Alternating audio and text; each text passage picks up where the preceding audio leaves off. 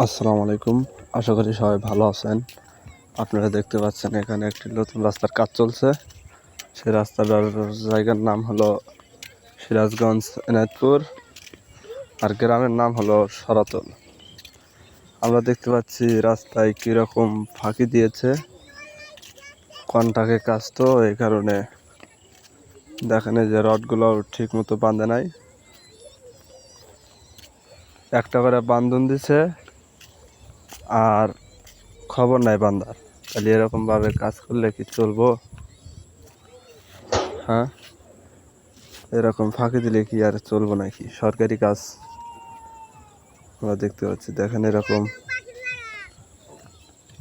ই করছে। অনেক লোকজন আছে এখানে।